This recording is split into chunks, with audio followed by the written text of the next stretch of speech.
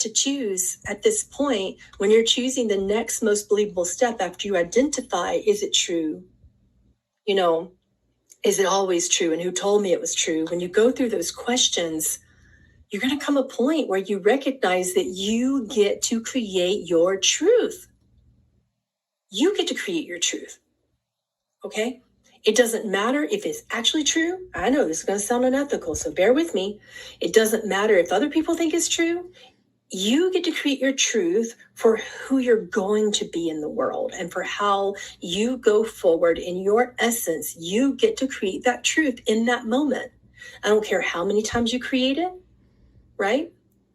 I don't care what you say that it is. I care that it lights you up.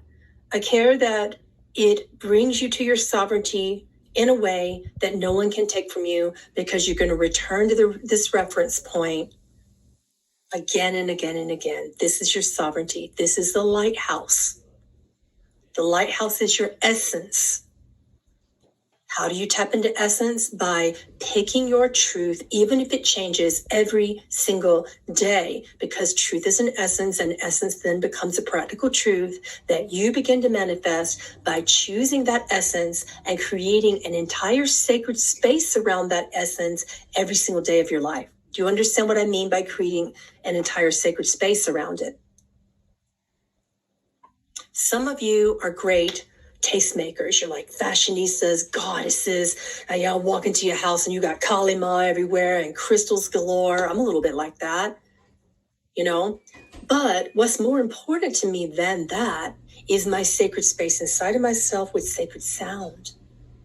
I love Saraswati, and in my heart there's an altar to her, right? To connect me to my sacred sound at all times. That's my way of creating a sacred moment. Yep. And I'm a little bit like that. For everybody, it's different. For me, I love mantra. For everybody, it's different, right? The song that I chose for Sacred Space for this class is a Sia song. Oh, gosh. I feel like a guru now because I don't know the name of it. Unstoppable. Unstoppable by Sia was the frequency song that led me to this class. Because I want you to be so unstoppable that you create a sacred space that returns you to that lighthouse of essence so that you can speak your truth. So this is the next part of the class. Speaking and expressing truth is how you return to your essence and then embody it at all moments so that you can create your purpose in your next most believable step. You're always going to be exploring your essence. It doesn't matter if you feel the essence. You have to create your essence. You are accountable for creating that essence. Okay? So, speaking your truth. We played around a little bit with that with Amber when she was on screen, and I asked her to speak her truth, and I said, so what's going to happen? What's he going to say if you say that? Right? What would happen is your question for that. That's your inquiry. What would happen if I spoke my truth or expressed it right now? What would be so bad about that?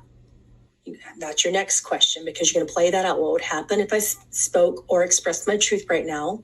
And then you're going to get an answer. Typically, your ego will say, well, then I'm going to feel bad about it. Okay, then you're going to feel bad about it. What's so bad about that? That you have a heart? There's worse things in the world, believe me. Right? Right. I have met people that are so powerful in their essence that they can speak it and express their truth. And if it catalyzes someone or triggers someone, they actually don't embody the compassion to try to work through that. We could talk about that in another class, right? You always need to have compassion. But at first, it just takes trying this out for size. Some people have been so beaten down and so conditioned by culture, not just in America, but everywhere. There's a work culture, there's a marital culture, there's religious culture, there's educational culture. There's even culture in spirituality. Oh, no, you're not supposed to say that. Don't say the F word anywhere. And don't, right? There's so many conditions in spiritual culture as well. So Compassion doesn't mean you do or don't feel bad about it. That's not what compassion is. Compassion means you're accountable for knowing that you speak your truth with love. Speak your truth with love. Now, what is truth? Truth will not always feel loving. You're not laying out a pillow for someone to sleep on, for fuck's sake. Okay? Truth may light a fire under someone's butt. Being loving does not mean it will always feel loving. The truth is very neutral, but it is also love.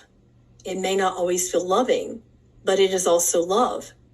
And when you're deep in that truth, both of you will feel, even if you don't like what the other person is saying. I almost lost a friend recently, by the way, with this kind of stuff. And she was so scared that she couldn't just express her truth about how she felt about me with something. And I'm like, oh my gosh, in my heart, I'm sitting there thinking, I love you and I know you love me.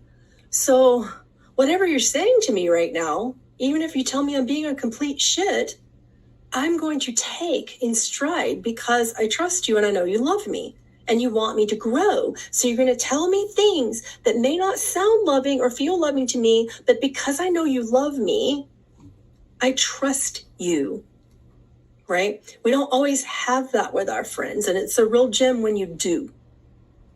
However, it's wonderful to understand that someone can say something that may seem unloving, but it is. You can say something that's truthful and it may seem unloving, but it is, right?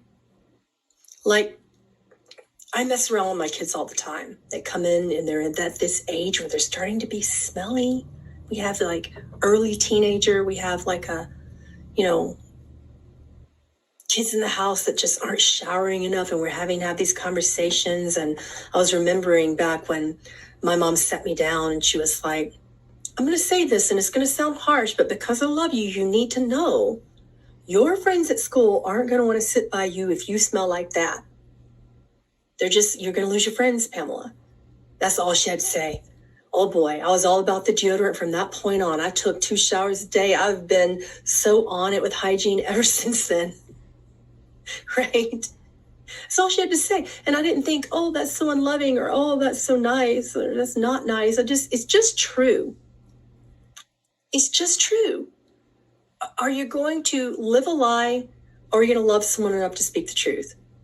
Because when you're not speaking it, when you're not expressing it, you're actually not in sacred action, which pulls you further away from that lighthouse. Remember, we're going closer towards the lighthouse, a little at a time. And if you want to keep making that next most believable step for the lighthouse, you have to stay in your truth. And it's not always going to feel loving. And again, the question point for inquiry to heal that is, what would happen if I said this or did this? And then you're going to get a response. And then what would be so bad about that? Here's the next line of question. What would be good about that? What could possibly be good about that? If I said that and they did that, or if I said that and they said this, in response, what would be bad about it? What would be good about it? What could I stand to learn from it? Right? That's your karmic expansion point. What can I stand to learn from it? Is there something that I don't know about this situation? You better always say yes to that. The answer is always yes. Okay? So that's how you stay walking towards that lighthouse of sovereignty. All right, looks like we have some questions. Let me check that out real quick. How do you connect to your light when it has felt so far away for so long? Do these practices.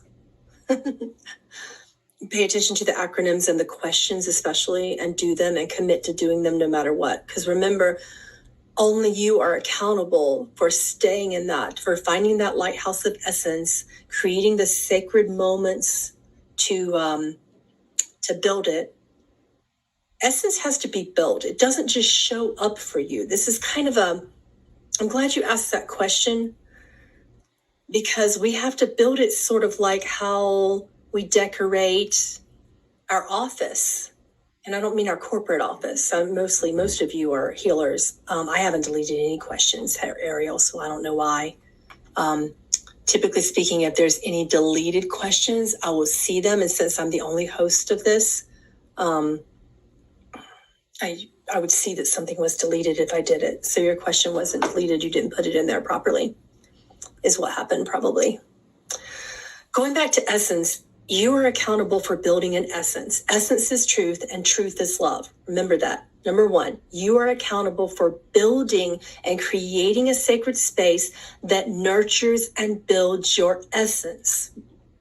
Repeat after me. I am accountable for building, creating, and nurturing a sacred space that is my essence. It doesn't just come to me. It won't be handed to me. It doesn't come. And connection isn't something that just happens or isn't because you didn't do your meditation today. Right? So believe me, I know I'm a yogi. I taught you guys Eastern yoga for 2 years straight, and I still got people who just could not meditate. And why? Because they haven't created an essence. Or maybe meditation just isn't your tool. That's okay too. Right? Light language is my tool. Music is my tool. Typically speaking, I have to do that before I would meditate. And that's okay. So you have to create and build and nurture your sacred essence. So how do you find that? It's a big question when it comes to sovereignty. Go back to any recent or faraway moment where you felt lit up. I don't mean lit like that kind of lit. I'm talking about lit up in here, okay? In your heart. Okay, so I can tell you almost all of mine. You want to hear some of them? When I held my kids, oh my gosh, especially with Emmy because she was born not breathing. She was born with a heart condition. And there were many times when they brought her out of me, she was blue and she wasn't breathing. And I was looking at her dad like, oh my God, oh my God, oh my God, oh my God. Right? And they kept doing this stuff on her and they had the little oxygen mask on her and she was a little thing, little scrawny little thing. And then when she finally cried, it was like, and she sounded mad. She came into this world sounding like she wanted to punch me for bringing her into it.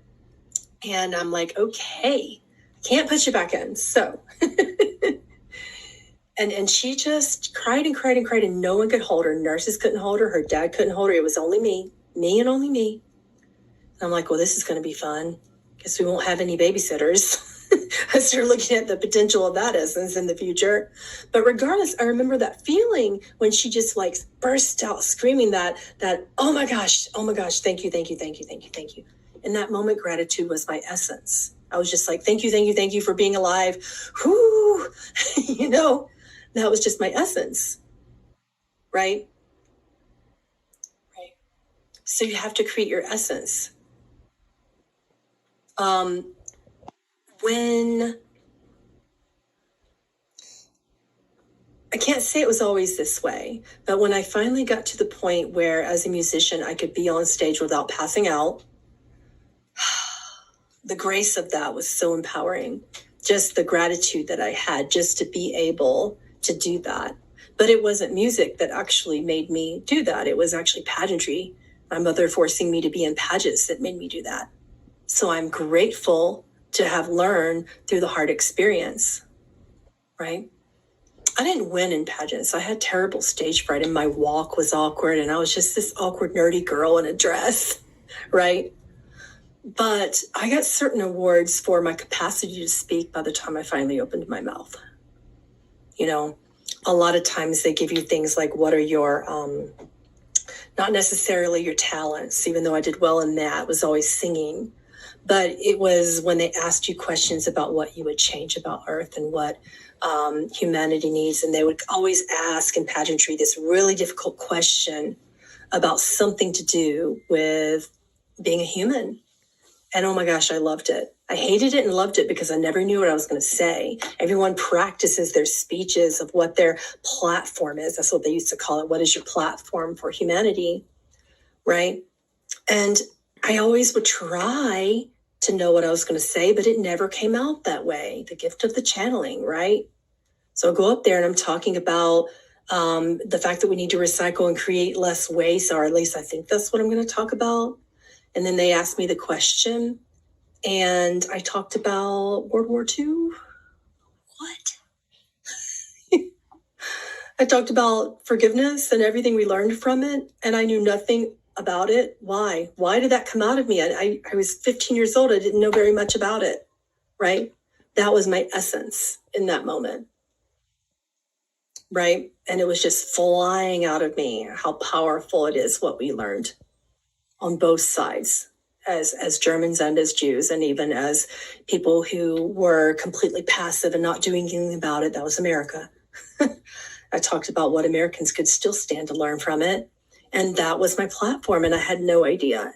So my essence in that moment was truth. People needed to hear truth, and truth has become a very powerful essence for me now. It's the main essence is truth.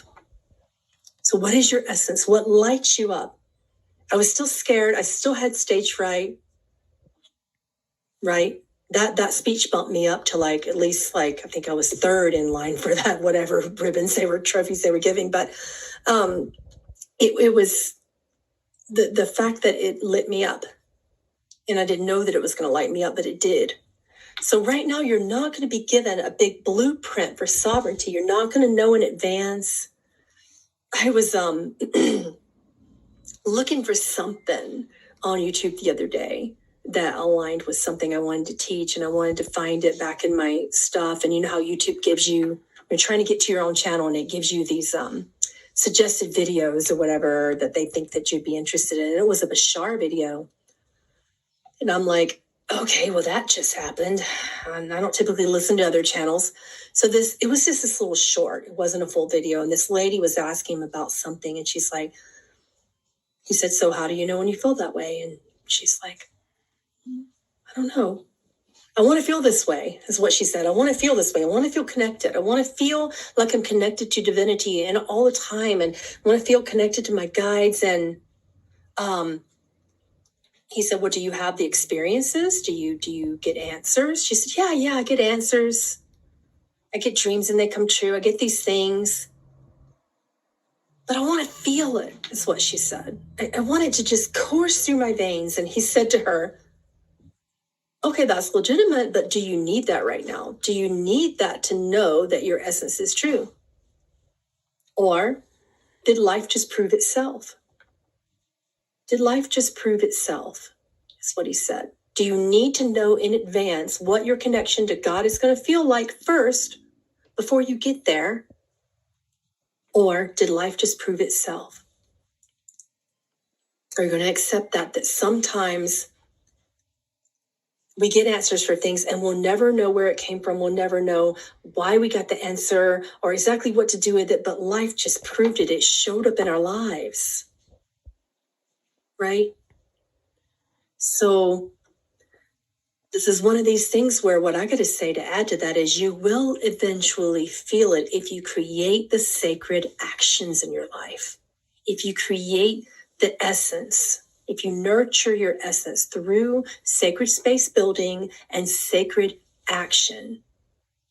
Sacred space building, that could be your home, okay? So how I typically create my office, I haven't done it here because I just don't really feel at home where I am right now. But typically when I'm creating, and you guys have seen me have different offices throughout time for my work, and in that sacred space, I will wait until I find the right things that look good in my office and that really create a sacred space.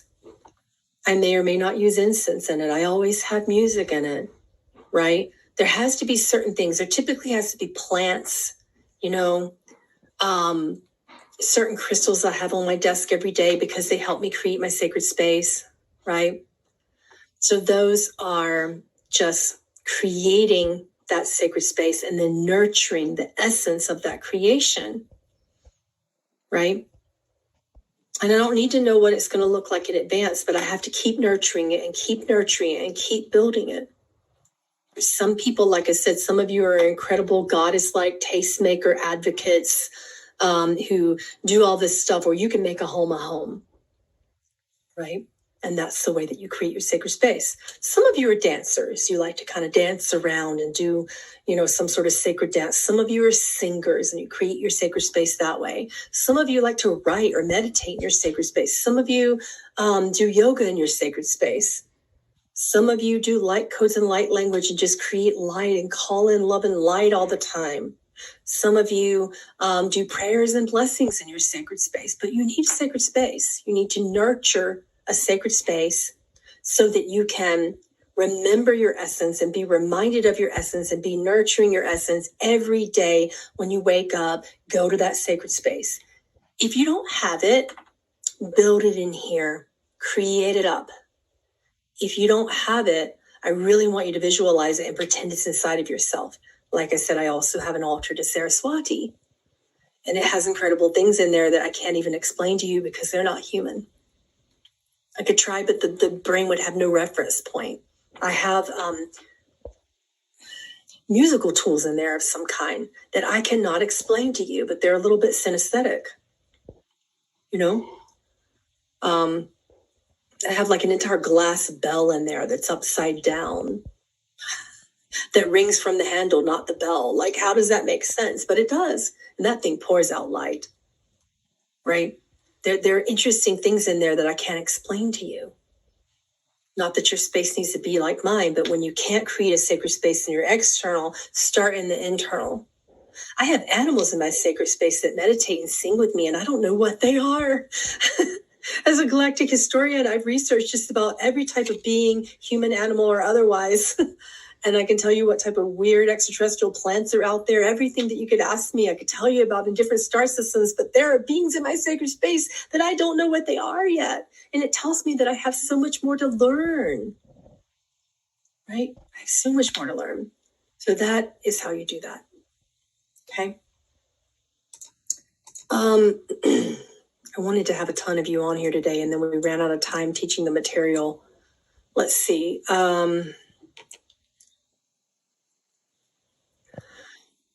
Well, a lot of people say this to me. So I'm going to answer this question. This one says, I don't have a clear connection to my guides. How do I ascertain what my truth actually is? Your truth will light you up. It'll light you up in both negative ways and positive ways, and ways that feel good and ways that don't. Your truth will light you up, and you'll just, when you feel triggered and catalyzed or activated, whether that is positive or negative for you, you will start to connect the dots of what specific things are lighting you up, right? And it doesn't necessarily have to be something you consider spiritual. Like the kid's dad was very lit up by learning about politics, and he had a heart for freedom.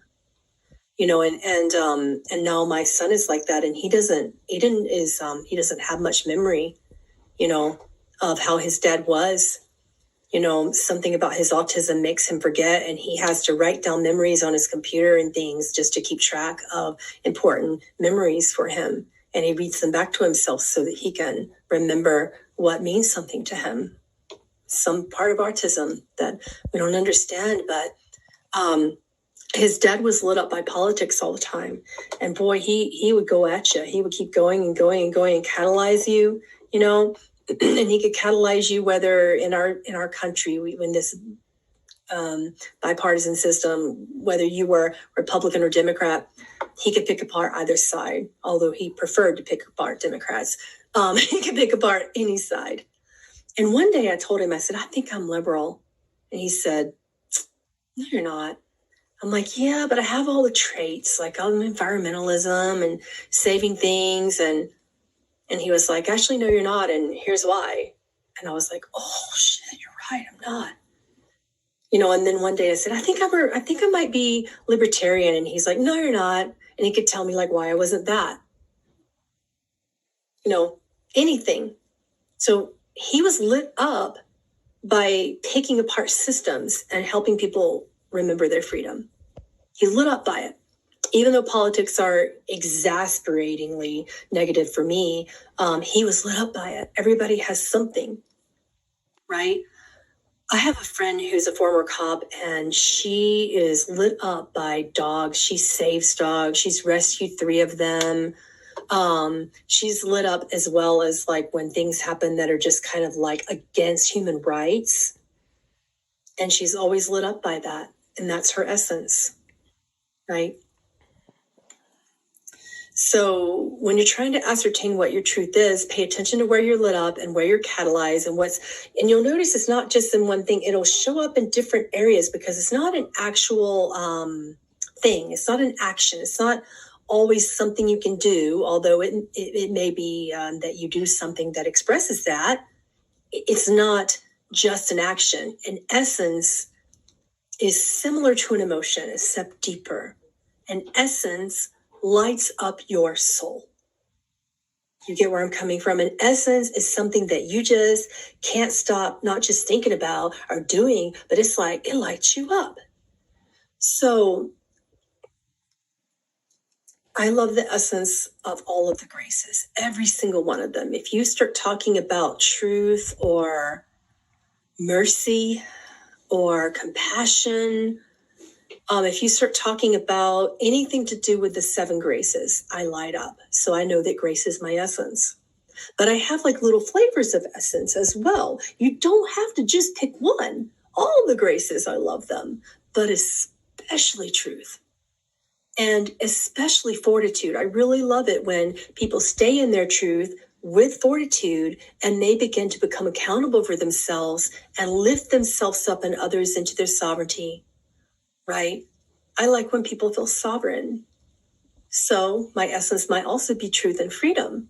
So there's just different ways to look at that. Right? Right.